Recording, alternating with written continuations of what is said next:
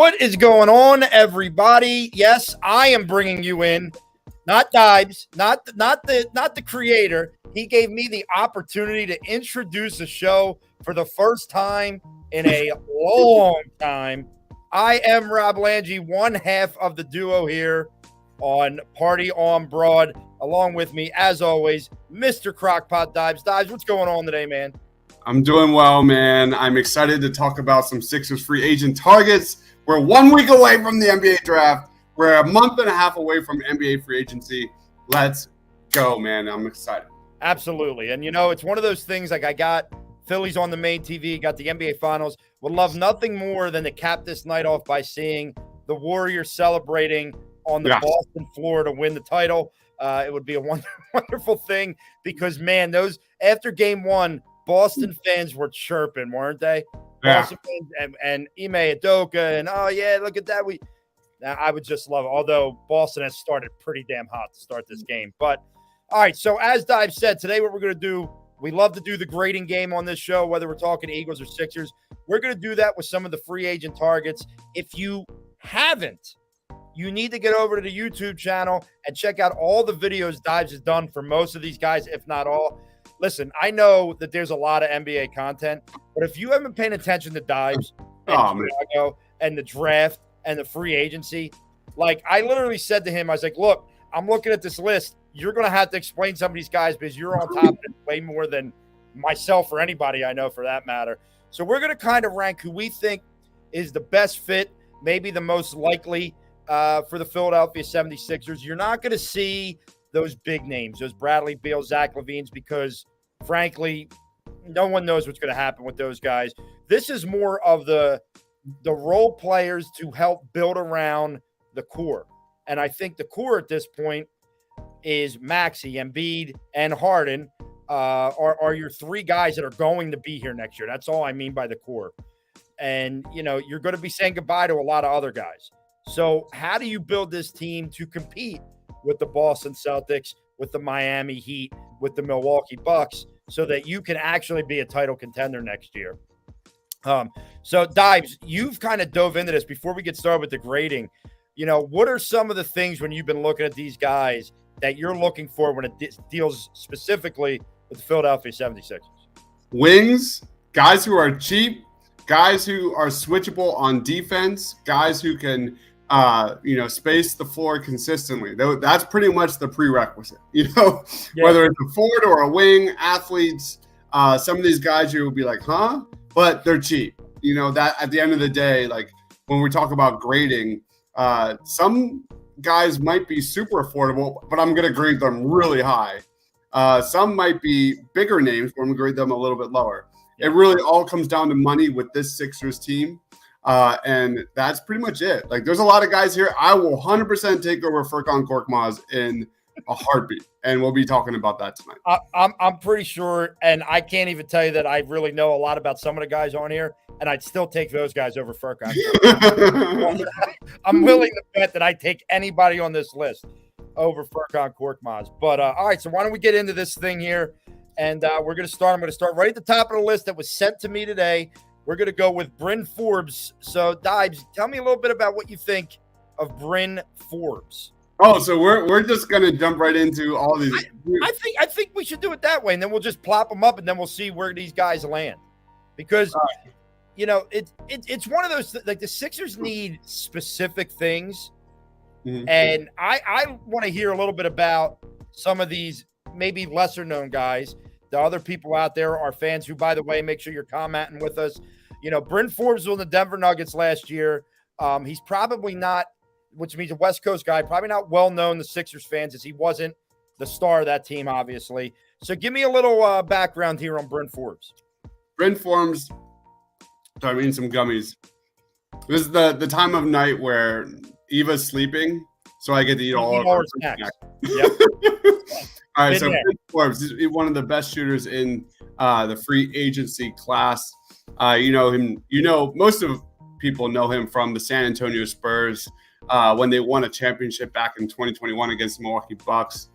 Before winning a championship with the Milwaukee Bucks in 2021, last year he spent season with the Denver Nuggets. He's a career 41.3% shooter from three. He's a bit limited in lineups. He's not a switchable guy. He's not the biggest guy either. He's only 6'2", but he can dribble a little bit. He can play a similar role to like Seth Curry before the James Harden addition for the Sixers. He's 28 years old. He's not going to contribute much on the defensive end for sure, but he's still. I think he's more than just like a standstill threat. He's way more than just a catch and shoot guy. 2.5 points off screens per game with the Denver Nuggets. That ranks 6th best in the NBA last year. And for reference purposes, the Sixers were the second worst in the 2022 NBA playoffs at 1.0 points per game off screens. So the Sixers' leading scorer off screens was Tobias Harris during the playoffs. He had a total of 6 total points on 2 of 6 from the field. And we all know the Sixers offense is at their worst when it's ISO heavy and no one is moving off the ball. So here's a guy that can clearly move off the ball really well, shoot the ball off screens really well, will be cheap. That is my guy here, Bryn Forbes. Any thoughts on Bryn Forbes? So, I got to say, like, when it comes to these guard type players, the size concerns me because the Sixers, what they have are smaller guards, right? They have Tyrese Maxey. It looks like, I don't know why, unless they're looking to maybe trade him, and that's why they gave him but they picked up the option for Shake Milton. So you have those smaller guards, and look, I just feel like this team has got so used to we're either going to get the guy who can really shoot but isn't the best when it comes to switchable or the best defender, or we're going to have the guy that can play defense but can't shoot a lick, Matisse Thybulle. You know what I mean? So, like, I think that this guy would be an upgrade on this bench. Look, I think every guy that we talk about that's true. This bench from a standpoint of, I feel like we're going to true NBA players, and there were times this season where I thought like the Sixers were going to just, hopefully NBA players. So, I mean, I don't know if I don't think he's a satisfactory A guy or, but would I be upset at the move? No, I'd be upset if he was the only move, but I don't think I'd be upset at the move. I don't know. I mean, I see him more in that mid-range for, a targets. I know that because of the price tag, it could be why it's somebody that you may see a little bit higher. What do you think about that? All right. So what did you say? Did you give a grade? I'd probably put him around the C range. Yeah. That would be where I would put him. But I mean, you look at I go to shooting volume. The Sixers need more shooters. The Sixers need guys that can put the ball up. 4.6 3-point shots per 100 possessions. Let's see what Shake did last year per 100. That off the bench, the Sixers didn't have it. It was 5.6, so it was a little bit less. I think C is pretty fair. That actually might be generous, to be honest. Think it's generous? Well, this is fluid. Let's create our list, and then we'll go from there. But let's start with the C. Well, that's what. Yeah, maybe we'll switch back to our typical thing, and I think what I'm gonna do, Dives, is I'm gonna ask you. All right, do you have anybody when you look at the list that you have here? Is there anyone on there that jumps out to you as automatic S superior, like your top 1 or 2 targets that you would put in that spot? Like S tier, when I think of S tier, I'm like, lights out. This guy is going to be a bona fide big time impact player. Oh, we have Gabriel in the house saying, watching from Brazil. What's up, Brazil? What's going on, man? Look at that. That's awesome. See that, Tribes? You let me host once. We got people watching from Brazil. I know. I love it. Yeah, I'm going to throw this name out there, and I'm going to see how you react. Because what we'll do is we'll take the average. Like, if I say this grade, you give me this grade, we'll average it out. But for me, it's P.J. Tucker. Let's start off with P.J. Tucker. He's a guy that can check off a lot of boxes. He can provide depth. He can shoot. He can provide backup center minutes for the Sixers if they need them. This guy hit 41.5% of his threes last season. This guy can actually make basketball decisions with the ball, so you can run a little offense through him as well. But, when you talk about PJ Tucker, you talk about doing all the little things. You talk about impacting the game, not on the surface, but when you look at the deep inside the ball. This is inside the game. This is a guy that can defend anywhere from 3 to 5. He can just fill the stat sheet, set really good screens, provide spacing, be a leader on and off the court, provide that toughness that Joel Embiid so very much wants. He is 37. And you look at kind of what his contract is going to be. He probably will get somewhere in that like 8 to 10 million per year range for sure. But this was a career best, 41.5% from 3 on 2.7 attempts per game. And most importantly, the Miami Heat, who had a very good season, the Heat were a plus 5.6 with PJ Tucker on the court this year. So for me, PJ Tucker, I'm going to throw him in an S tier. Any thoughts on that? I am 100% in agreement. When I looked at the list, it's the first name that jumps out at me. I know he's got a player option, so obviously that's going to kind of, be a deciding factor. But if this guy hits the market, I understand the age is going to be a problem for a lot of people. But PJ Tucker is, as you said, exactly what the Sixers need coming off of their bench. He can shoot the three. He's going to defend. He's going to get in the head of the other team. He's got the toughness. If this team lacked anything specifically this year, they didn't have the tough guy. I love Joel Embiid, and Joel Embiid has certain toughness, but PJ Tucker's a different type of it. You need the dog on the court. Yeah. You know what I mean? You need that guy, and you need that veteran. And look, PJ Tucker has been on teams that have won. He knows how to play. I think PJ Tucker to come here with Harden and Embiid and Maxey and the rest, however you shape this line out up, I agree 100%. When I looked at your list, the first guy I put a star next to as a guy they need to go after was PJ Tucker. So I'm in total agreement with you in that sense. Gabrielle says it's only about the Sixers, specifically for Brazilian public. I love this team. That's awesome, man. Well, what is it like to be a Sixers fan in Brazil? I want to know. Like, tell us. Like, what is that like? Brianna is in the house saying yes. I think she's a big fan of PJ Tucker. All right, so we're settling on S tier for PJ Tucker. Yes, I'm 100% on that. By the way, things are going well for the Phillies when Munoz, who hasn't hit a home run in 4 years, just hit a solo shot. Let's go. And the funny thing is, everybody was ripping them playing him today, and now he's got a home run. It's a beautiful world. It's a beautiful world that we're living in right now. Much better than when Stubbs hits a walk-off out of nowhere. I'll take this every day. Listen, I got to tell you, I was at the game yesterday, but I had my son with me. It was like fathers and sons in the family. He lasted longer than every other little kid, but by the end of the 7th inning, like this kid was gassed. So we had to go.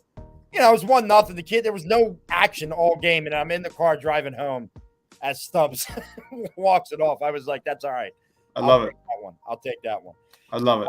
So let me ask you, let me just throw a name out there, not because I necessarily think this guy would go in the superior range, but he is a guy that really intrigues me. Now, once again, this is more of a trade because he's an unhappy guy, apparently, up north of the border, and that's Chris Boucher. Or no, he is a free agent. Chris Boucher. He's a free agent. Oh, yeah. Yeah, I'm thinking, what I was thinking of is OG Anunoby is the unhappy guy. But Chris Boucher, right? I don't know if he's a superior guy, but I do think Chris Boucher is another veteran bench presence that, let's be real, I'd feel better coming in than Furkan Korkmaz. What say you for Mr. Boucher? One of my favorite guys, man. Yeah. I love this guy. Absolutely love him. I've been one of his biggest fans. For me, just an elite role player. He's a floor spacer. He's a shot blocker. I think he's a perfect fit with the Sixers roster. Don't look at, the overall percentage from 3. The Sixers need to bring in guys that can hit that corner 3, especially with James Harden and Joel Embiid. The dude hit nearly 43% of his corner 3s last year. So that is an elite number for Chris Boucher.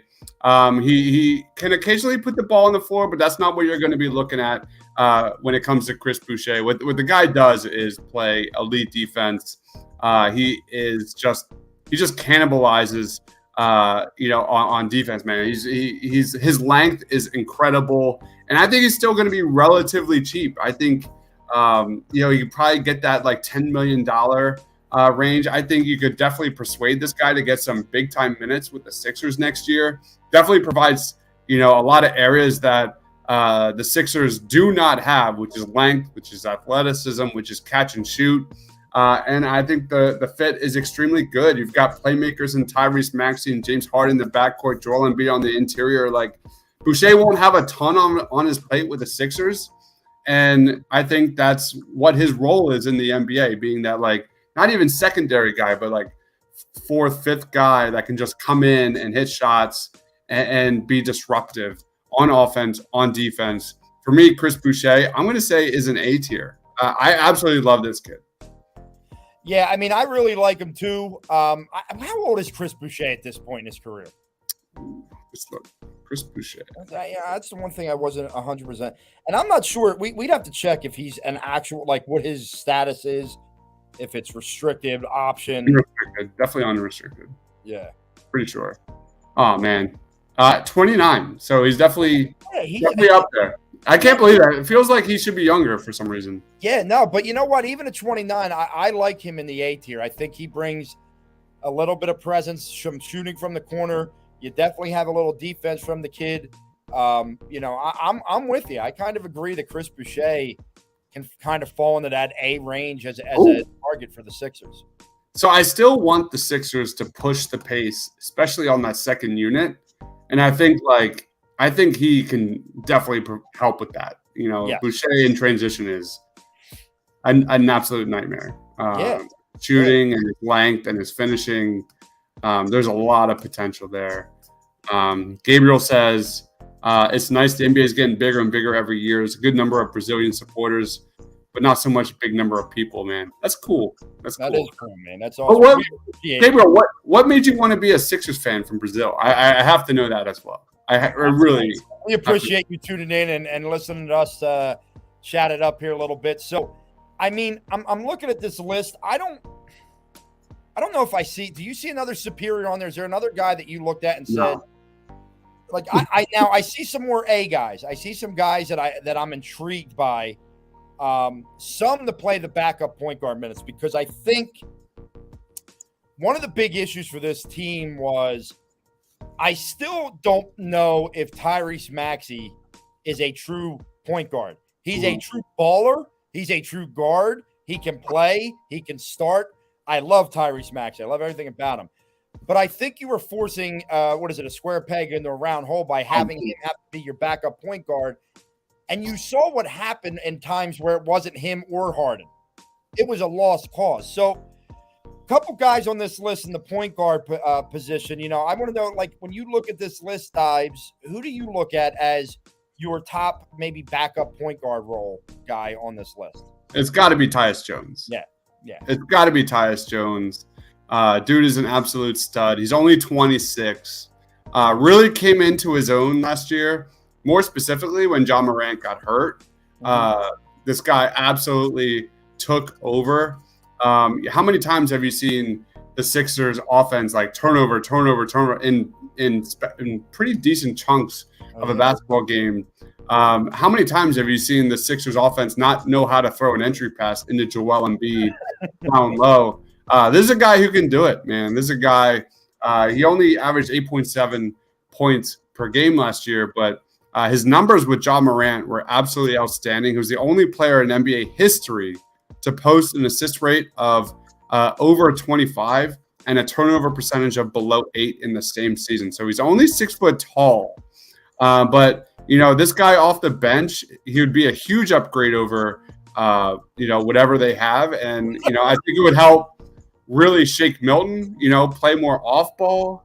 I think Jones has defensive smarts too. He's not a great defensive player, but he knows how to he's good at getting into the, right position. Yeah. He's good also at reacting and fighting through screens and navigating screens.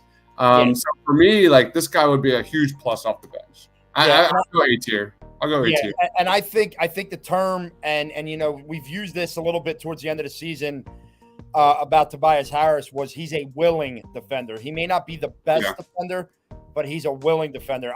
Tyus Jones is a guy that would really excite me if they were able to bring him here as the backup point guard, so that Maxey can really focus on being the off-ball guy. So that when James Harden went to the bench, you felt like you actually had a point guard in the game that could control the team, keep them where they've been. You brought up a great point about how much help he was when John Morant went out. I mean, I think Tyus Jones was a huge part of the success that team had. I mean, I'm in agreement with you. If you had a Tyus Jones it's an A tier, I think it's a guy that you need to be looking at. So I'm with you. I think Tyus Jones would be an excellent fit here as a backup. Tyus Jones. Oh man, that didn't work at all. I'm trying to find what his stats were without John Morant. I know they were pretty decent. Yeah. But anyway, we're live. This is what happens. This is what happens live. All right, let's go A tier. We're good with A tier? Yeah, absolutely A tier there. So, before I know that we may bounce another couple guys, but since we're at that point guard position, there's a guy that I feel like I've wanted him on the Sixers for about 8 years, and he's just never on the Sixers. And now he's getting older, so now there's the questions, but that's Patty Mills. Patty Mills is one of those guys that to me is the consummate professional. He's when you talk about a bench leader, I think Patty Mills was always that guy, whether he was in San Antonio. I think you saw it in moments last year with Brooklyn. He was forced to play a hell of a lot more probably than he should at this point in his career. But okay, say you don't get a Tyus Jones, say you don't get some of these other younger point guards. What do you see as far as an option B or C at the point guard position being Patty Mills? I mean, you talk about he's got a player option on his contract for next year for sure. So that's step one. But you really you look at his splits. He had a really good first half of the season, especially shooting the basketball, and that's where it begins. The middle and the end when it comes to Patty Jones. He's a terrific shooter. This is a shooter that can absolutely strike fear in the heart of opposing defenses. He can make life easier for Joel Embiid, Tyrese Maxey, James Harden. I want to see what his career shooting stats are because that's got to be really, really strong. 10 seasons. He has shot 39% from three on over 3,000 attempts. So clearly, you talk kind of like Bryn Forbes, he's not, he's a role player, obviously. But what he can bring is spacing. So you got to like that a lot. Let's look at his stats real quick. 11.7 3-point attempts per 100 possessions. Absolutely love that. He's a guy that's not going to be afraid to put it up. How many times did the Sixers have 3-point shooters that the shot was there, they bricked it, or they just dribbled into oblivion and nothing happened out of the possession? For me, Patty Mills is probably in that same C tier for me, honestly. It's not the point guard I thought you were going to bring up, but that doesn't mean I don't like Patty Mills for what the cost will be. And I agree, there's another player here on the list that we'll be talking about tonight that I'm just shocked that he hasn't been a Sixer for 3 years, but we're still in that same spot. He's not a Sixer, but Patty Mills is in that same category. I'm going to go a C tier. Yeah, I mean, I'm probably right in between the B and C tier. I'm a little higher on Patty Mills from the leadership role. I really felt this team was missing winning leaders, guys that have won before, guys that know what it takes. Patty Mills to me falls in that kind of, he's a leader that would come off the bench that I feel comfortable if Patty Mills is coming off to give James Harden his minutes on the bench. Not as, look, do I want a younger guy? Sure, absolutely.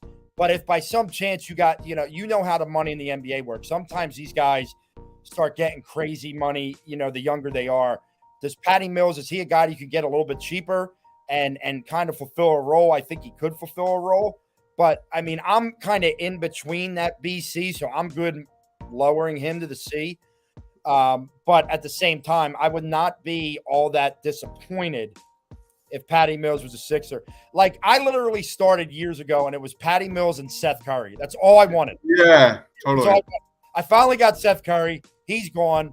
I really want him to tell Brooklyn, I don't want to be here, so he can come back, but that's not going to happen. So, damn it, if I've lost Seth, give me Patty. I'll take it. I'm okay with that. All right, so we'll keep it in that BC tier range for now. But the guy that I thought you were talking about, maybe not a point guard, but more of a combo guard, and that is Gary Harris. Yes. Let's talk quick about Mr. Gary Harris. He's 27 years old, 36% from three in his career. He had a bounce back year for the Magic. He hit over 38% from three last season. Really good at cutting to the basket. Did a really good job there. 71.4% of his attempts came off cuts, which you gotta like that. Like that immediately makes you really intrigued with James Harden as your starter next year from the jump. He's a pesky defender. He can kind of give you some solid defense in the 1 through 3 spots. Yes. And you look at, this is a guy that has history of defending the other team's best offensive weapon.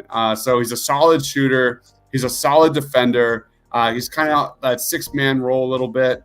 And I think, he could be a really solid fit. I think Gary Harris would be a solid B tier for me. What about you?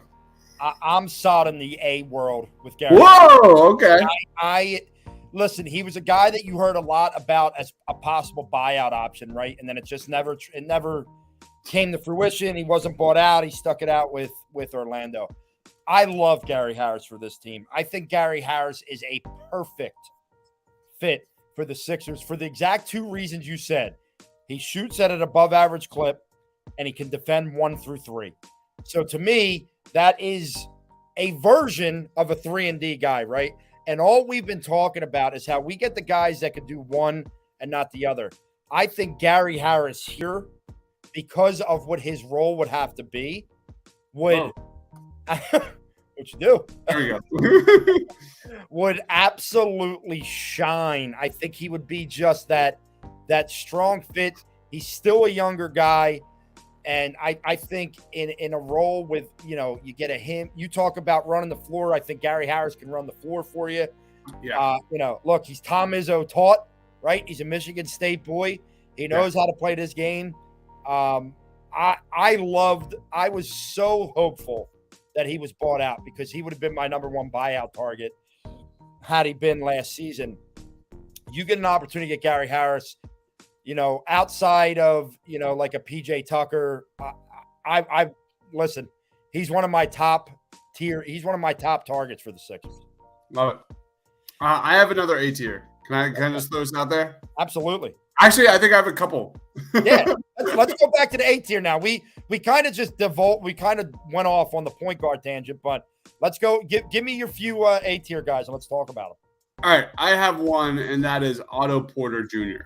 Otto Porter Jr. Definitely going to get a raise this year. Hit 40+% from 3. This guy can be a microwave scorer off the bench. He's a great off-ball 3-point shooter. He plays, I wouldn't say great defense, but is good enough. He's got really good defensive optionality. He can defend multiple spots. He had a 2.1 defensive box plus minus. That was one of the best marks in the entire NBA. And a big part of that is because the Warriors team defense is so fucking good. But this is a 3-and-D wing, and that's what the Sixers absolutely need. He's also a really good rebounder. We know for a fact the Sixers need to bring rebounders to this squad. So for me, a guy that can bring versatile defense, bring a little shot making, bring some rebounding, and be just a really good rotation player. Otto Porter Jr. for me is an A tier. What about you? Everything you said about Otto Porter, 100% correct. By the way, Boston was up like 18-6, and now they're down by 13. 35-22. That's what the Warriors do, man. Like, no 20-point lead against the Warriors is ever safe. Ever. And you bring me to my number one fear of Otto Porter. Health. Well, he has been great for the Golden State Warriors, right? That's right. Am I mistaken? Am I thinking? That's Otto Porter Jr. Everyone looks good with the Golden State Warriors. So my fear is when you take him off of Golden State. I know the Sixers have Joel Embiid. I know what they have, but they don't have Steph Curry. You know what I mean? They don't have guys like. Does Otto Porter? Do you have to overpay for a guy who you may see a dip in production without the supporting cast that he's had there in Golden State? Like, listen, I know Andrew Wiggins is a very good basketball player, but what Andrew Wiggins is doing, this was the perfect landing spot for his career to have this rebirth. Totally. Was to go play with these guys. You think of most of the guys that leave Golden State and they don't perform to where they were before. And that is my only fear with an Otto Porter, or even, I know that this is more of a cheaper option, but a Toscano Anderson. Any of these guys that are on Golden State, I fear what they look like when they leave that winning mentality. And let's face it, the Sixers don't have the winning mentality that is needed yet. They need to get a couple guys in that do. But I don't know if Otto Porter's a guy to say, hey, I was just on a winning team. I'm going to bring that to you. I don't see that from him. So as good of a player as he is, that fear is what holds me back from the A tier. I think, and I kind of agree with what Sharpleaf 21 is saying here. I'd put him in the B because I think he's really good. Okay.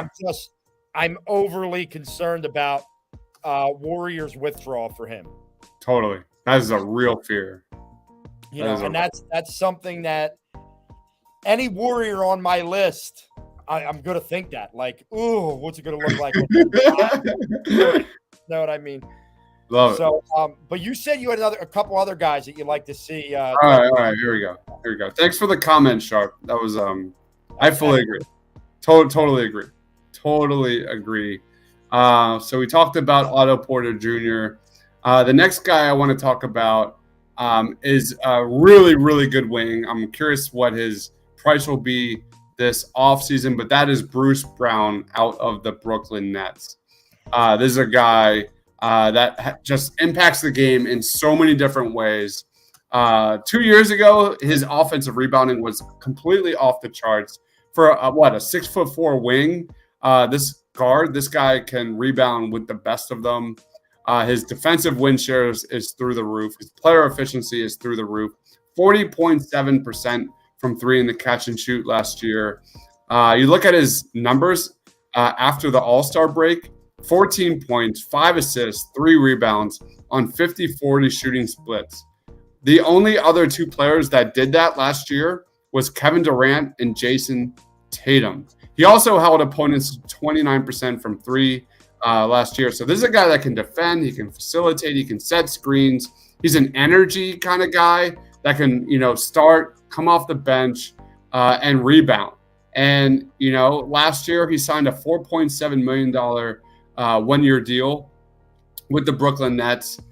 So if you can bring Bruce Brown in, replace Danny Green, and promise a lot of minutes in that like $14 million range, man, he's only 25 years old. This is one of those guys that I would be all in on Bruce Brown.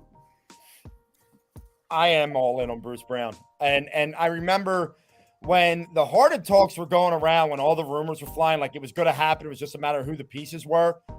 There were a couple people who threw out Bruce Brown as the second guy, and I was like elated. And then it didn't happen. And then you kind of watched Bruce Brown, and you were like, God, he's so much better than Paul Millsap. And listen, Bruce Brown is like in that Gary Harris, Tyus Jones mark for me. Yeah, I agree. He's a guy that and the key word you said as you were talking about all of his good traits, energy guy.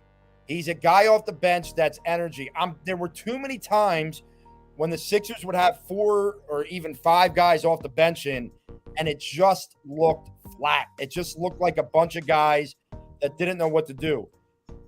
Bruce Brown will give you energy off of that bench always. And you could give him solid minutes because I feel like Bruce Brown could play multiple positions. I don't think he's just locked into one. No, so he could spell a couple different guys for you.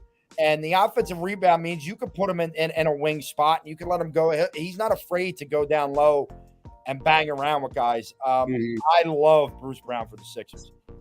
That's, look, when we talk about the bench guys for this 76ers team, he's a guy I automatically look at and say, damn, if Bruce Brown was coming off this bench, maybe those 6-minute lulls that this team has doesn't happen. Yeah. And I'm, obviously we know they're not going to add every one of our A-tier guys. But we've put 4 on there so far. If they came away with 2 of them, came away with one of them, great. If they came away with 2 of them, holy shit.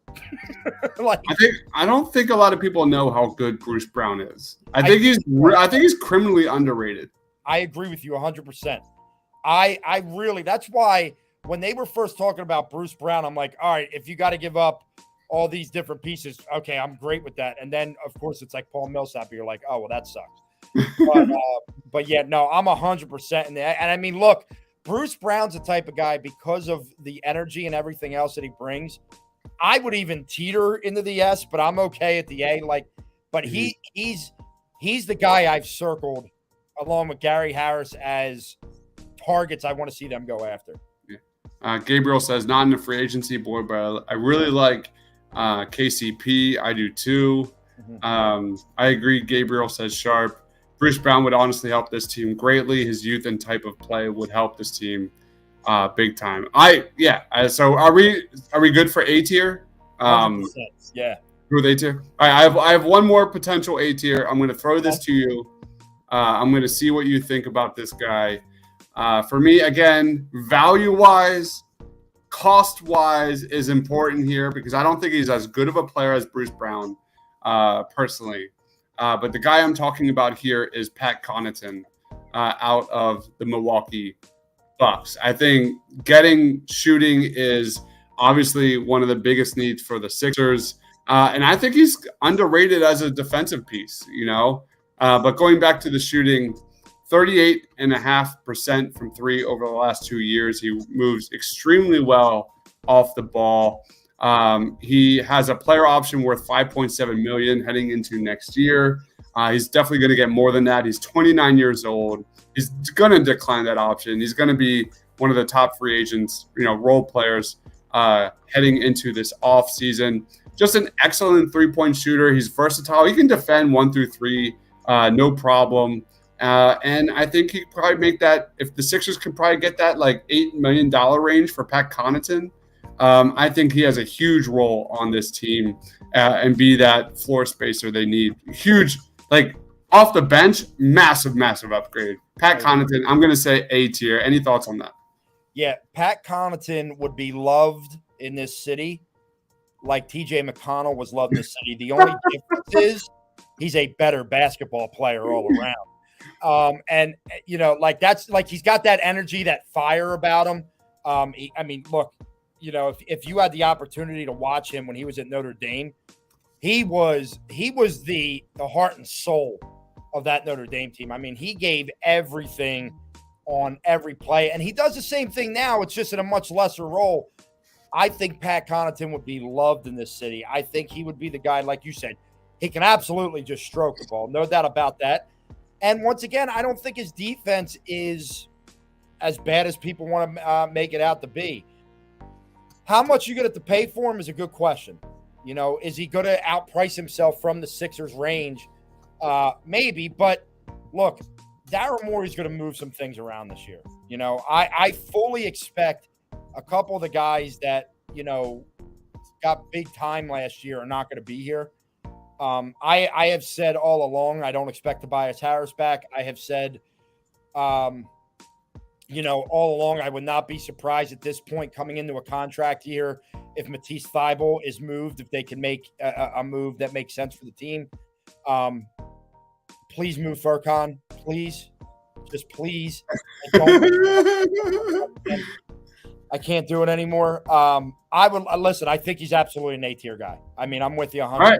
I think he's an A-tier guy, and All right. I think at that point, it's just going to be a numbers game with him. Yeah. You know, what can you get him for in a way? All right. Pat Connaughton, A-tier. I love it.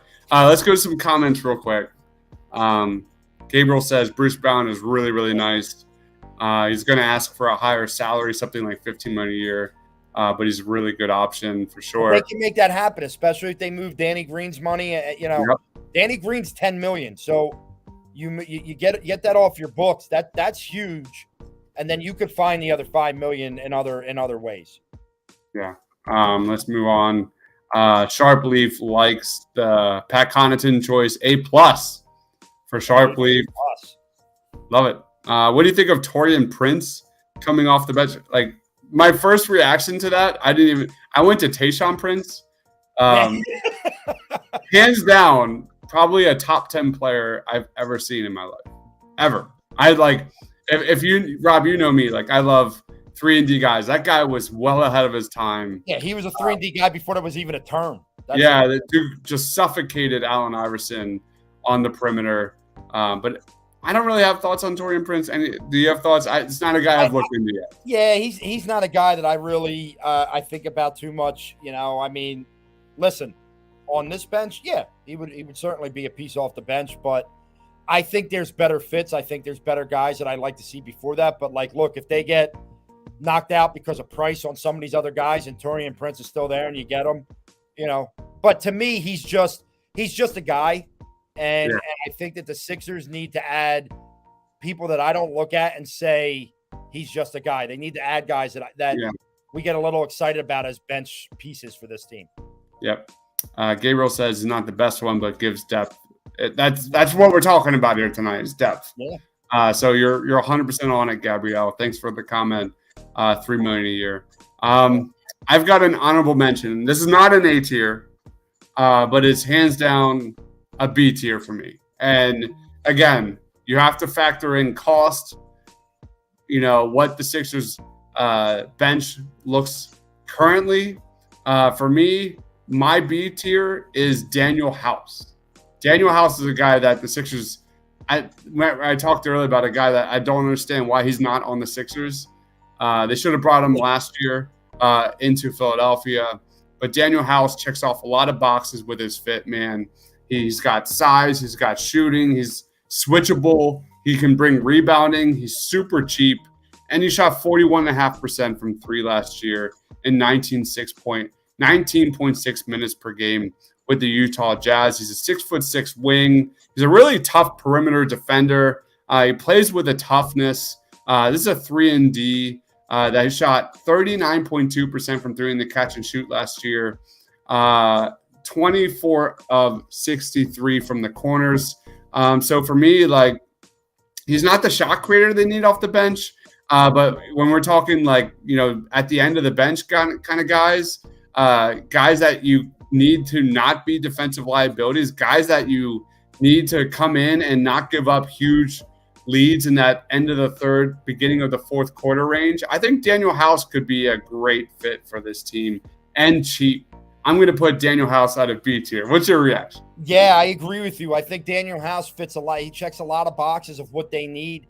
And I think he's a guy that you could get without having to break the bank for in any way. Like, you know, when you look at our A-tier guys, some of these guys could get bigger money than what the Sixers are going to be willing to pay. But I think Daniel House kind of falls into that bubble of what the Sixers may be able to afford for, as you said, you know, a middle of the bench kind of guy. He's not the first guy off the bench or second guy, but he's a great middle of the guy. And look, whether people like it or not, you know, during the regular season, this coaching staff likes to go 4 or 5 deep off the bench. They like to play 10 guys during the regular season. And when you have guys like James Harden and Joel Embiid who are going to have nights off, you need to have those middle bench guys who can provide bigger minutes on those nights. Daniel House kind of fills that role. I think Daniel House absolutely is a solid B choice. Yeah. For this Sixers team. Gabriel says Daniel House is a good idea. I really like him. So where are we moving him? Are we B. I think we go with the B. I like it. going to B? Okay, let's do it. I don't like how much me and you are agreeing here, Dodge. It's kind of dampening the show. People are probably like, these guys suck. All they do is agree. But, it's just great minds. It's the only time that we've ever fully agreed. Most of the time, we're yelling or screaming about something, mostly Doc Rivers. But how much did your heart go into your throat when you saw that Sam Cassell was interviewing with the Jazz? Horrible. Like he is, goes there. Yeah, I hope not. I mean, the only connection you have is him and Danny Ainge.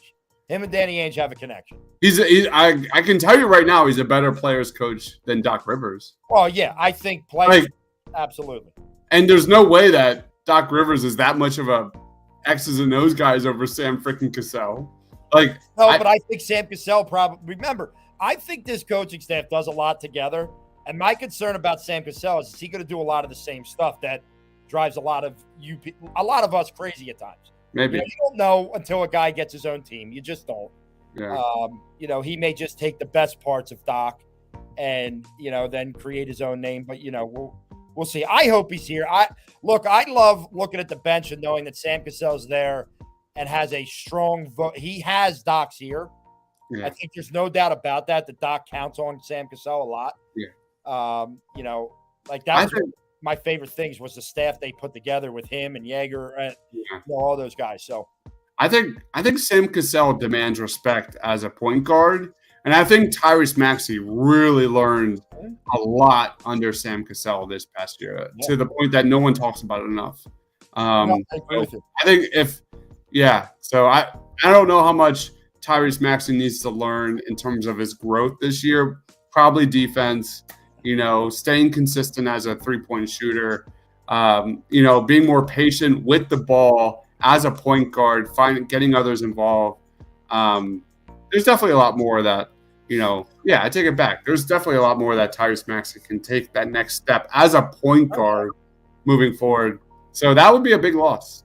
Yeah, that one would hurt a little bit. So, I'm looking. We still have a good amount of names on this list, but there's one name I want to call out because I just want to get your take on them. Yeah. And then see where we are on this if we're anywhere near it. T.J. Warren. So T.J. Warren is an interesting name, and I'm curious where you stand on a guy like T.J. Warren. Does anybody still remember T.J. Warren? I don't know if a lot of people do. I remember him as a guy that wants to start fights with everybody, including Jimmy Butler. Yeah, I mean, he had 53 points in a playoff game just like 2 years ago, man. He killed the Sixers, I think, more than one occasion. He's one of those guys that can go absolutely off. He's a bucket getter. This is a wing that's only played in 4 games last year. He had season-ending foot surgery to repair a stress fracture. He was sidelined for the rest of the season there. And it's almost been 2 years since T.J. Warren participated in an NBA game. He's almost 30. We go back, obviously, to that 2019-2020 season where he almost averaged 20 a game on 53, 40, and 81 shooting splits. The dude was good. The dude is really good. And he might be the most underrated wing in this free agency market. I'm in that like B to C tier for TJ Warren because I think off the bench he provides a huge need, especially when it comes to shot creation. Mm-hmm. So, look, when I look at TJ Warren and Gabriel said TJ Warren dropped buckets on us in the bubble, I remember TJ Warren dropping buckets on the Sixers quite a bit. Oh yeah, there's no doubt. And look, I think he's a very good player. Here's my issue and why I'm going to have a little bit lower grade than you. I think he's a mental midget. I think he's a guy that I'm going to say this, and I don't mean it to the extent, but I see Ben Simmons vibes in a TJ Warren. I see a guy that just allows all the outside stuff to affect him way, way, way too much, and it takes away from him in the game. And I think smart veterans know how to get in his head, a la Jimmy Butler, know how to get in a guy like TJ Warren's head He's a guy that I don't know if I want on this team. I don't know. Talent-wise, yes. I understand everything that what you're saying, what Gabriel's saying. Guy can play basketball. But coming off of a season-ending foot surgery, because of the mental midget side, who knows what he'll be? Who knows what he'll be? Because you get him cheap, sure. But I'll be honest with you, these mental midgets, it almost is like when Glenn Robinson III came here and said, two games in I don't know what my role is. I don't know. Like, that kind of shit just irks me. And I see TJ Warren as that type of a dude. Totally. So for that, I'd probably put him down in that D range. Okay. Just because I'm very worried about his mentality. And the last thing this team needs is a weak mental guy. We suffered through that with, number 2-5 over there. I just don't. That like almost reminds me of like the later process years guys that would come here, or like when things were starting to look up and we were making the playoffs, and they're like, "Oh, I don't even have a role here." Like, shut up! Like, I don't want to hear it. Like Al Horford, I don't have a role here, and now look at you. That you want to talk about a guy who stole friggin' money? Jesus Christ, Al Horford. TJ Warren. I have the fear that I would end up hating everything about him. And I don't hate him now, so I really don't want to have to try and like him. I put him at a C tier for the fact that like you could probably get him on like a 1-year show me deal. Yeah. Prove it deal. And, given the lack of scoring on this Sixers bench, guys that can get buckets, there's definitely a role for him on this team. If it's a team-friendly deal, that's why I'm saying a C tier. So where should we put him? Should we put him in the middle of a C and D? I think that's fair. I think we could do that because that kind of averages where both me and you were at with that. Cool. All right. Sounds good. I'm going to put him right. Whoops. So looking at the rest of this list, one name that's popping out to me, just because he was a guy that people had thought, they wanted the Sixers that get a couple of years ago. Then he was a free agent last year. He was on the list, but he signed a, vet minimum deal to go play with LeBron in LA, and that's Malik Monk. And I'm curious where we stand on a guy like Malik Monk. I mean, I know that I'm like kind of about a Malik Monk, but where are you at on this one? Malik Monk. Well, first of all, let me get the photo here. Hold on. Whoops. Yeah, now we're good. There he is. There's Malik Monk. First of all, LeBron James will probably never allow Malik Monk to leave LA because that was his best friend.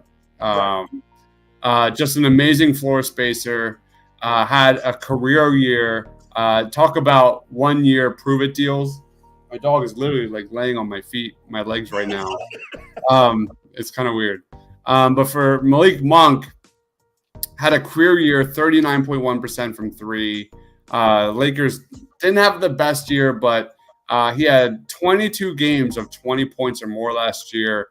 This guy would be a huge weapon off the bench. But most importantly, like you look at his impact playing alongside LeBron and his ability to space the floor, he'd be James Harden, and Joel Embiid's best friend when it comes to that, man. Those two together, LeBron and Malik Monk, were absolutely efficient together. The Lakers' efficiency differential was 6.6 points better with Monk on the floor compared to when he was off. He's probably going to get anywhere between 5 to 10 million this offseason. It's going to be interesting. I can see this guy easily getting overpaid by another team, and he's probably not even near in the Sixers market. But if Joel Embiid steps in that front office and then gives Malik Monk a phone call and says, "Hey, dude, I need you here. We need shooting. We need more volume, 3-point shooting. Can you be that guy? And here's a lot of minutes." Maybe, but I'm probably in that like B to C tier. What about you? Yeah, I mean, so here's my thing with Malik Monk. I think, to get him to leave LA, you are going to have to overpay him. I think that's the first thing. And I don't know if the Sixers really want to get into a bidding war for Malik Monk. The second thing is this team was horrible defensively last year, the Sixers, especially late in the playoffs. As much shooting as Malik Monk brings you, I'm a little fearful of his defense. I'll be honest with you. I'm a little fearful of his defense. And like where Seth Curry was not a good defender, Seth Curry ranks in like the top, 5 of 3-point shooting percentage of all time. So like, all right, I can live with that. I don't know if Malik Monk without LeBron James shoots as well as he did this year. Mm-hmm. And I don't know if with a dip in his shooting, can his defense will his defensive liability irk me to the point of no end? And I think that's why, like, he's a C tier. Would I be pissed if he came here? No. Would I be jumping for joy? No. But, I think I'd be stunned if the Sixers throw the money you're probably going to have to throw to him to get him to leave LA. Okay. I'd be stunned to get involved, but I think C is a solid spot for Malik Monk. Malik Monk is going to the C tier.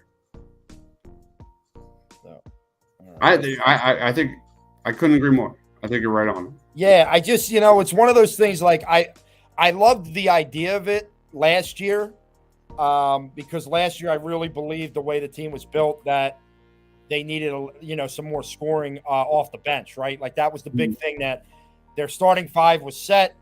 They had scoring there. They needed more scoring off the bench. Yes, they still need scoring off the bench, but you saw it this year when Matisse Thybulle wasn't even giving you his true defensive performances, how bad they were defensively. Yeah. And they weren't great with the first 5. The bench guys were just – it really became a lost cause, and I think it cost them, in the playoffs. I think that defensive liability really hurt them. Can we go to another defensive liability? Yes. All right. Well, since we're on here, curious what your thoughts are on this dude. Definitely on the Sixers' radar, and that is Ben McLemore. Ben McLemore. Here's a guy who played for Daryl Morey in Houston. He was a floor spacer for James Harden. He's not efficient, but he's taken at least 400 threes in 2 of the last 3 seasons, and that is something the Sixers desperately need, which is volume shooting. He earned $2.4 million last year, so I love to see that. He appeared in 64 games. He had 6 starts and averaged 10.2 points per game last year. He shot 40% from the field, 36% from 3. He's a solid shooter, of course. Some of his splits, this is a guy on the cheap that could really get streaky and, perform really well. He shot 40% from 3 in the month of April last year, averaging 14 points a game. Again, who did he play for last year is, I think, the biggest thing. But again, defensive liability, 115 defensive rating, not good. And obviously that's the biggest thing. So Ben McLemore, what are your thoughts? I don't see enough of an upgrade in him.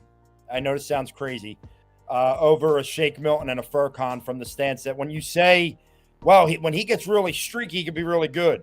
Kind of like Furkan did a couple times, where when he got really streaky, everyone's like, oh, look at Furk. I don't need that anymore. They have that, and like I said, Doc's got a love affair with Shake Milton, so I wouldn't be surprised if Shake Milton is back next year. Okay. I just, to me, it's too much of what you've already seen, what you've already had here. Which is why, I put him in a tier below a Malik Monk. Yeah. Because Malik's shooting is much better, in my opinion. And see, you made him even smaller because you knew. I would put him in that D range. Ben McLemore doesn't really excite me too much. I don't know if he actually adds the pop off the bench that you need to be successful next season for this team. All right. So let's see. Looking at this list, we got 1, 2, 3, 4, 5. There's 6 names left. All right. Is there anyone in this? So the list. I have one. I have a B tier. That's exactly. Stole my question. Yep. Who do you have B tier out of these last 6? All right. So this is a guy I think would be really affordable as well.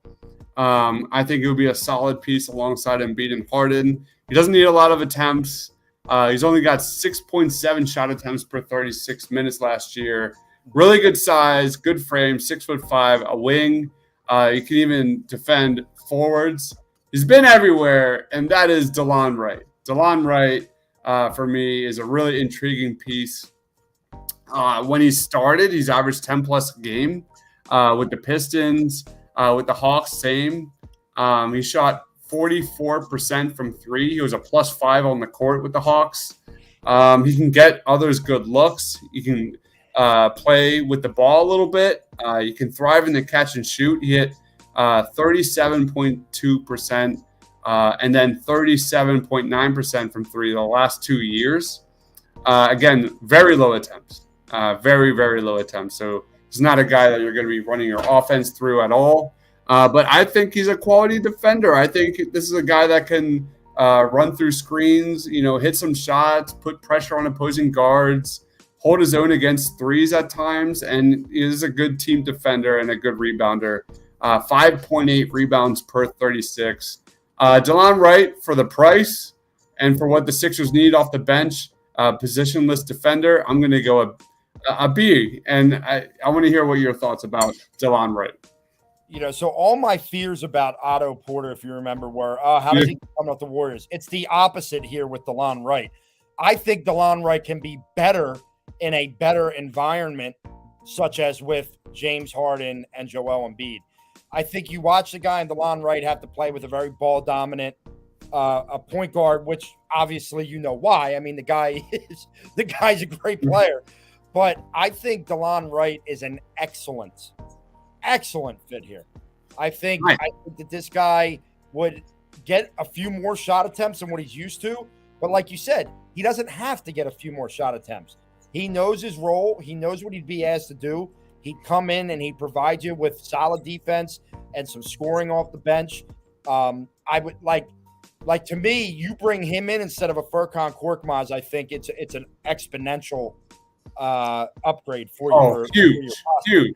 I think honestly, I'd put him in between the A and B tier. Really?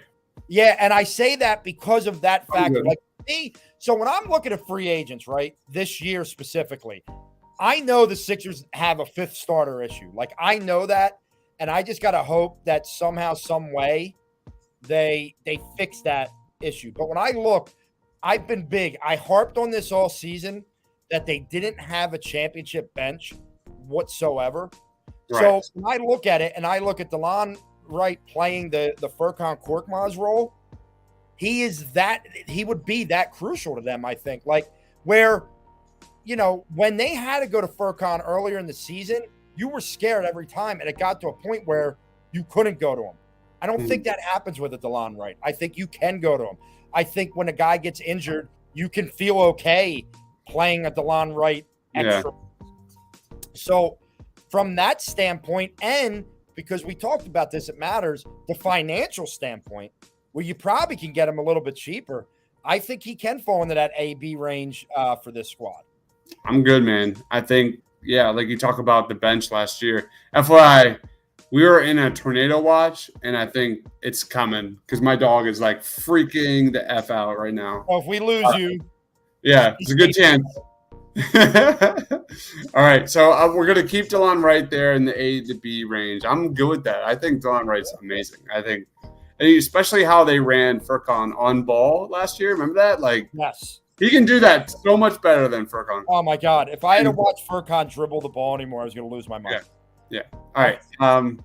Where do you want to go next? So, looking here, we got I'll be honest with you. There's a couple names that you just need to tell me about because I don't know what they've done in the league. And I'm going to go to one right now. And everyone could say I'm an idiot. That's fine. But Keljin Blevins. I got nothing.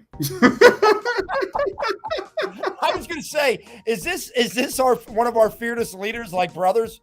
No. Like this guy is basically a G leaguer. He's young. He's a 6'4" guard. Going to make absolutely nothing. He played for the Portland Trailblazers. Didn't shoot well. Didn't play much. 30 30.6% from the field, 29% from three. And that was actually better than he did his rookie year. So, this is a guy. No, he's an energy guy. It is like the end of the bench energy guy that would be super, super cheap. And he's a developmental piece for sure. So I think don't the Sixers have that, right? Like, don't they have the developmental pieces? They have the Jaden Springers, Charles Bassies, the Paul Reeds. These are the guys that I think are. Look, I know that your hope is that Paul Reed is more than that this upcoming year, but they're the developmental pieces. I don't know. I just don't need that right now. Yeah. I haven't covered him for a reason because I didn't make a video on him for a reason because I looked into him. I was like, no, that's not it. So I'm not even going to put him on this board. Let's just move on. All right. So I'm looking at 4 more names here. Is there any and I'll give you the last names and you tell me who you want to talk about first. All right. So we got Anderson, Lee, Coffey, Culver. Who out of those 4? I think Damian Lee is worth a conversation. Yeah. This is a guy again. He can provide shooting. He's a wing on a minimum salary budget. He could definitely fit in that Sixers rotation on a beggar's dime. 20 minutes per game over the last 4 years with the Warriors. Hit 30+% from three. He's a really good perimeter defender. He's really good off the ball. Shot 40.5% on spot-up threes last year, and he ranked in the top quartile at his position in defensive rebounding. So here's a guy that, of course, this is the Warriors. There's the asterisk, of course. But Damian Lee is a guy that will be cheap and give the Sixers check off some of the boxes for the Sixers that they don't have. Any thoughts on Damian Lee?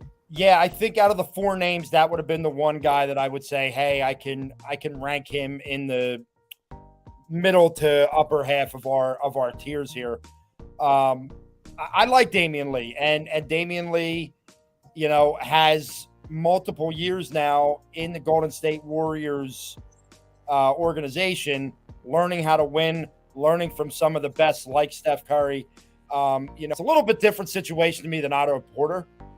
When it comes to Damian Lee, I think Otto Porter was a guy that benefited greatly playing alongside some of those other guys. I think Damian Lee is who he is. I just think that's the player he is, but he comes with a pedigree of being part of the Golden State Warriors. So, I'd be willing to go in that BC range probably. Really? Cool. Maybe, BC, C, probably closer to the C than the B. Let's put him in C just to be safe. Yeah, just to be safe. Yeah, I don't. Yeah, you know what? I will, because if I rank them compared to other guys, I'd rather a Patty Mills than a Damian Lee. So that's why we'll put him down there a little bit more. All right. All right. So we'll put Patty Mills here. No, Patty Mills was the BC range. I like Patty Mills a little bit better. He's in all right here. Yeah. Okay. Cool. All right. Sounds good. All right. So as far as Kyle Anderson, Amir Coffey, Jarrett Culver, any of them give you anything that would, make you say, okay. I'm a little. All right, hold on. We have Gabrielle in the house saying I don't like Kyle Anderson because he's slow. I mean, his nickname is literally Slow Mo. I hate Kyle Anderson. Absolutely hate him. I was giving you the benefit of the doubt here, but I don't like him. All right. So we're just gonna do that then. Hold on. Yeah. I think Kyle Anderson is exactly what you don't need. Let's put him in the F range. Yeah, Kyle Anderson. But when you think about Doc's offense, which is dead last in pace. Yeah. There is something probably there to that, but absolutely go away. No. Yep. Go away. Yeah. Where are we at? Jarrett Culver. Jarrett Culver is a guy, this guy was a lottery pick not long ago. He's an athletic wing. He's got really good length. He's got really good defensive instincts. The problem is we're still in the midst of the whole Matisse Thybulle situation because this is a guy who doesn't provide offense, doesn't provide spacing. He's a low-risk player for sure, and he's only 23 years old. He might be one of those change of scenery guys, but he's really struggled, from three-point range. The physical tools are there. It might be a low-cost flyer on a guy that was once the 6th pick in the draft. It was a terrible draft that year. But Jarrett Culver is a guy, they might just put him at the end of the bench, and it's probably worth the investment. The risk-reward might be good enough to bring him into Philadelphia. Any thoughts on Jarrett Culver? I mean, when I look at the free agents, and I know this is just not the way it works, that you have to fill out the entire roster, but I feel like the end of the bench guys are already here. I feel like they're already on the roster, and I'd rather not spend funds on a guy to be the end of the bench when you have them. Like Jaden Springer is an end of the bench guy, I think. Charles Bassey, I know that there's potential there, but I still think he's very raw. And I think he's probably, he might even be a two-way guy again this year. I don't know. I mean, I don't put him exactly in the Kyle Anderson mold, but I don't know if I put him. Who the heck is our D? Who do we have in the D range? McLemore, right? That is Ben McLemore, yes. Yeah, I mean, I could probably put him in the D range and be okay with that. If you decided the E range, I would not argue it whatsoever. Just because this team is trying to win, and when they make a signing, it's got to be for a guy that's going to be able to contribute, in my opinion. Yeah. All right, so where should we move Jarrett Culver? E? Yeah, let's go E for Jarrett Culver. Yeah, I think we're sick and tired of guys that can. Yeah, I don't want those guys. That's who their bench has been for so long. Yeah. How about this? Guys that can play. George Thompson comes in the house saying Jalen Smith. Dude, I love that guy for Maryland, man. That was one of my favorite second round picks in the NBA draft that year. I didn't know he was a unrestricted free agent. No. Yeah. He is an unrestricted free agent this year. Could be a potential stretch four. He's only 22 years old. Let's see what his stats are. Here's my fear on that one. And tell you because I know that you're really high on him. When I look at Paul Reed, exactly. What position do you see a Paul Reed? I see a 4. To me, Paul Reed is for right now a very good can become a very good backup 4, and I don't want to sign somebody to take away his opportunity at that position. If Paul Reed is in the gym working on layups, stronger hands, not fouling guys, to me, I want Paul Reed to have that role. Yeah, if that makes sense. So that's my only hesitation with a guy that's really a 4 more than anything else. All right, let's look at the stats for Jalen Smith. 13.4 points with Indiana in 24 minutes. That's not bad. 37% from 3 on 3.8 attempts from 3. That is not bad. 7.5 attempts from 3. Yeah, I don't know enough about the Indiana Pacers to comment on Jalen Smith, to be honest. I'm not going to go into that and look stupid. Numbers are good, though. I'm just looking at it from the Sixers' point of view, and I would rather, if there's development in the offseason, give Paul Reed the shot at that backup 4 position. I fully agree. And let him shoot. I don't I know that everyone, was clamoring he should be playing the backup center. I don't think he's a center. I don't think he's big enough to play the NBA center role. You know what I mean? So I'd rather him kind of commit to the 4 at this point. Yeah, his numbers are good. 3 stocks per 100 possessions. It's not bad, Gabriel. I fully agree on Jalen Smith. That's definitely someone that was not on my radar. I didn't know he was a free agent. But let's roll on. We're well over an hour. Well, let me. I mean, I don't know about Amir Coffey. I don't have much of a thought on Amir Coffey, but there are a couple names that weren't on this list that I'm just going to throw them out there because the backup center is going to be a question again, right? And I know that people want us to just say Charles Bassey. I know that there's a lot of people out there, but to me, I don't think it's wrong to bring in a veteran who can play, not DeAndre Jordan, but a veteran who can play. Let me throw. Here it comes. There's a name that I want to throw out there. We love it. Everybody thought it was the biggest crime of the century when we got rid of him. Tony Bradley. Well, he's one. I thought that was a crime. But the other one, you traded Andre Drummond for James Harden. No. Andre Drummond is now an unrestricted free agent. He seemed to like it here. He's got a good rapport with Doc. I thought he played well in the minutes that he had to play here. Let's put it this way. Would you have rather had him in that playoff series than DeAndre Jordan?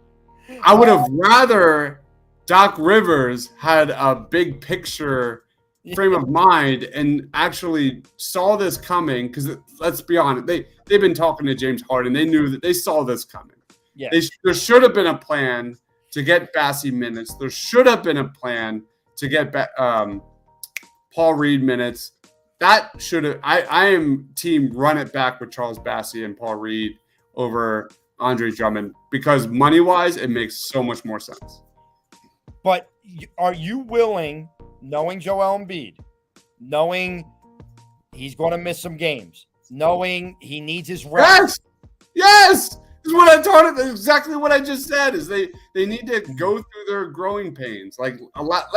Charles Bassey is going to be an absolute monster in a pick and roll offense with James Harden, and that's what he does. And we didn't get to see it. And we were robbed. Okay, but if you get to see it, and they get to the playoffs, and he is totally outmatched, which I believe Charles Bassey would be this year. I believe Charles Bassey would be outclassed in a playoff series this year. You need a vet on this team somewhere. Even if what you're saying is right, and you give Bassey more minutes regular season, let him go through the growing pains. Maybe not Andre Drummond, maybe Tony Bradley. I mean, could you? I don't know. Like, is there a center out there that you know is going to be out there that you'd be willing to take a flyer on in a 1-year deal? Maybe not the primary secondary, but nights where Joel Embiid is off, you have a guy that you know is a veteran and knows how to play the game. Money comes into play. Like, of course. Yeah. Like, if Andre Drummond comes back on a 1-year vet minimum deal, that's a completely different conversation. Yeah. Then yes, I'm 100% in, because who doesn't miss Andre Drummond's behind-the-back passes that go into the stands? I mean, who doesn't? They're beautiful, right? Yeah, but his 20 rebound games were fun. How was our rebounding this year when the second squad came? Yeah, totally. Where should we put him? We need to make a decision. Yeah, to me, I'd go. I don't know. Where do you want to put him? Because you're lower on him than I am. Let's go C. Yeah, all right. That's perfect. Then you're not lower. I think C's a perfect spot for him. Nothing against Andre Drummond. It's just gotta let the kids play, man. Like, value-wise, cost-wise, I think it's Bassey's time to get an opportunity. That's where I'm at least right now. Gabriel says Drew is better, but I like the idea of Reed and Bassey being the backup centers. I'm same wavelength. Yep. But see, Reed is not a backup center, and that's what we've got to get out of that. But I think he can get some minutes. I'm not saying he can play. I definitely think Paul Reed could get 5 minutes as a backup center, and I'd be happy. He has got to work on his strength inside. Oh yeah. No. I mean, I know he's an energy guy. There's no doubt about that. You can never take away his energy, but he's a small guy. He's 23 years old. Yeah, I know. He's got to get there, but to me, I would love to see him grow. As I said, the backup 4 for now. Yeah. All right, so look at our list here. Final thoughts, Dives. What do you think looking at this thing? There's some good options. There's definitely some good options for the Sixers. I think there's some real cost-effective options for the Sixers. I think me just personally, like outside of Tyrese Maxey, Joel Embiid, James Harden, you could add Paul Reed and Charles Bassey to that list. Like, I'm expecting a completely full new bench for this team next year. I think they clearly need to add athleticism. They clearly need to add rebounding. ball handling, shooting off the bench, especially like at the back end of the bench. And I think all these guys are really good options. Do you have any favorites on this list? I'll be honest with you. So, like, I know we put PJ Tucker up there in Superior. I just don't know if that's going to be an option. I don't know if he's going to leave Miami. I think he really likes it down there. But, so I'll keep him off of, like, the favorites. Listen, you get me one or two of those A-tier guys, specifically when I look there, the Gary Harrises of the world, Tyus Jones, Pat Connaughton. That's it. That's where I'm at too. Like and honestly, in my opinion, when you talk about everything, the total package, Bruce Brown is the guy for me. I would love Bruce Brown. I love all the A-tier guys are it for me. Like, I'm looking at them going, find a way to grab, if you can grab two. I know it's a tough ask. But if you can at least get one of those five guys, that will make me happier when you have to go to the bench next year. Or, I mean, look, depending on the moves they make and the trades they make, they may have a guy they might have a starting spot for somebody. You don't know. Yeah. So. Yeah, the guys I really like, and I love PJ Tucker, absolutely. Just echoing what you just said. Like Pat Connaughton, DeLon Wright, Daniel House. Like those three guys alone would be such a massive upgrade off the bench or in the starting lineup, being just very good role players. Sixers don't have those kind of guys. No. I love George Niang. Like, I think he should stay, but let's be honest, less Niang is better. And I think those are just pure fits for the roster. I think that's the vision of this team moving forward is surrounding Embiid, Harden, and Maxey with 3-and-D wings, switchable wings that can shoot. And I think they'd all just be perfect fits. Yeah. Like if they were to sign, say, 3 free agents this year, and you took one from our A tier, one from our B tier, and then maybe grabbed one of those C tier guys if you could get them, I think that would be a really, really good offseason of building the bench. Yeah. Like if you got one of those top A tier guys we talked about, but then say you got DeLon Wright too, because you were able to get them, because they have a couple of those exceptions that they can use, the mid-level. I forget exact. They have a little bit of a trade exception somewhere, I think, for $5 million. You're going to get rid of Danny Green's contract, so there's $10 million more that you're going to have. It sounds like James Harden's going to sign a team-friendly extension. Yeah, he did. The reports today, like he's going to opt in, but then they're going to do something to make that more of a team-friendly to give you a little bit more money there. So, like, if say you signed, and I'm just throwing names out there, but say it was Tyus Jones, Wright, and then you were able to grab, looking at that list, I don't know what you want to say. Talk about a wing? Yeah, we're talking the C in our C grade. Just like that's Bryn Forbes, Malik Monk, Damian Lee, and that's Drummond. Maybe a Damian. Like if you got Tyus Jones, you're not going to go Patty Mills. If you don't get Tyus Jones, then the Patty Mills is there, and then you hope to get like a Gary Harris up. Okay. In that A tier, that to me would be an ideal season. I think honestly, if you went Bruce Brown, DeLon Wright, and I don't know Patty Mills. That'd be terrific. I don't think anybody can be upset with that type of an offseason. There's no way. Like that's it. The team is significantly better. Yeah, significantly better. And I think that is, what we want to see. I mean, we want a team like the window's not. I know everyone was so dejected at the end of the season, and we all were like, "Oh my God, they're never going to win." Like everybody went doom and gloom. It's been a couple months that we've sat and thought about this. I think if we're being logical, they're still in a window to win. They can still win. Me too. They got to make the move. This is the offseason. I know we say it every year, but this is it. This is the offseason. Because if you don't make the right moves, it ain't ever going to work. It ain't ever going to work. So I guess we will see, going from there. But, Dives, let's start finishing this off. Final thoughts on this, and tell us all the millions of things you're doing to keep us entertained right now. Sharp Leaf says, "Why is Malik Monk slow?" Because the money. Is his next contract going to be worth his value? moving forward. That is the biggest reason why we put him at C. I like the fit too, but Patty Mills, like there's Bryn Forbes, there's guys that you could probably find worth a quarter of what Malik Monk is going to get paid next year.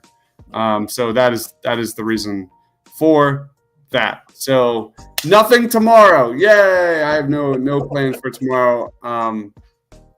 But we have 5 more prospects to cover coming up. Well, at least 5 for me. We're doing 3 scouting reports on Sunday and 3 scouting reports on Monday because the draft is literally in 1 week and as absolutely crazy. So if you love the NBA draft in general, there's literally like 20 prospects on the channel that you could learn about. All these free agents, guys, I have videos and highlight reels and stats all here on the channel as well. And yeah, that's pretty much it, man. Any quick thoughts on Obi-Wan and Miss Marvel, Rob? Well, all right. So Obi-Wan, I've been watching your tweets. I love Obi-Wan. I have actually thoroughly enjoyed Obi-Wan. Good. I have loved sometimes when they try and do backstories, I feel like they're forced. This one I'm really enjoying. I'm loving the Obi-Wan Anakin, idea of what happened between episodes 3 and 4. Yeah, right. We're finally seeing them and the dejection that Obi-Wan felt after what happened with Anakin and all those things. And I love the twist that they've thrown to make this a lot more about Leia, when I think a lot of people probably came into this thinking you were going to get a lot more Luke. Now, the Luke stuff's coming, as you can tell by the end of the most previous episode. But I've really loved seeing badass little Leia. I'll be honest with you, Dibes. I started Miss Marvel last night after being at the Phillies game all day, and I fell asleep. So I got to go back, and I got to watch the first episode. I think I'm going to like it because I like her character. I kind of like, so far. But I stay up till midnight, 1 o'clock almost every night. So I'm going to go upstairs and watch 5 Marvel episodes tonight. Iman Vellani, I think her name is, and I apologize if I just butchered it, but that's the main character in Miss Marvel, and she's a star. She's the next big star. She's amazing. I love her role. I just love how she carries herself. Love her demeanor. I haven't got to any of the superhero stuff yet. She was actually when I fell asleep, she was sneaking out of her house in episode 1 to go to Avenger Con. So, and then I started dozing, so I got to go back to that moment and catch the rest. But I was getting the vibe that you weren't too crazy about Obi-Wan. Oh no, don't get me wrong. It's just for me, like Miss Marvel. I'll just say Miss Marvel's like S tier. And Obi-Wan is like, it's the Darth Vader moments are like A tier, but the writing and the cinematography and all that of Obi-Wan is like a D tier. So it's like right in that B and C tier for me. I got you. Yeah, I'm loving the last episode. One of my favorite scenes was as he's awaiting the attack by Vader, and he starts thinking back to that scene in episode 3. When they're training with the lightsabers, and how they're both using what they learned from that fight in this moment. I thought that was really, really well done. Comparing that whole thing, and I did like the little twist there with the the woman who wanted to be the Grand Inquisitor, Reba. Yeah, Reba being actually one of the young kids. When Anakin went in there in that really dark scene back in episode 3 and started taking kids out. My mind went, I talked about this on our review last night, went to A New Hope when you had that first battle between Obi-Wan and Darth Vader when Vader goes, I was but the learner and now I am the master. Like, and you saw that whole flashback sequence in the previous episode of spoiler warnings, by the way. Yeah. And all that Anakin's desperation to beat Obi-Wan was Yeah. like the main purpose of that last episode. And I just went to A New Hope when that's a straight lie. Like Anakin and Darth and his, obsession of being a master, not only a Jedi master, but a Sith master. And he never was. He never ever was. He was always the Padawan of Palpatine or Obi-Wan, that was a big reason why he left. And his obsession for power and becoming a master, it never happened. And that's where I went to with that sequence, and it just strengthened A New Hope for me. I love that. Scene was awesome. That's a great point, that he never actually reached that power, and it isn't until the final episode of Star Wars when he finally stands up for Luke and reconciles and all that stuff. So as powerful as Darth Vader was or is, at his peak, that means absolutely nothing, because all he wants in Darth Vader's rage is to show that he's better than Obi-Wan. Yeah. And it never happened. So think about that. It's pretty cool. That is really cool. So that's why I like talking to you about these things, because you think about them on a level that I don't. I need that sometimes. Great. All right, let's run.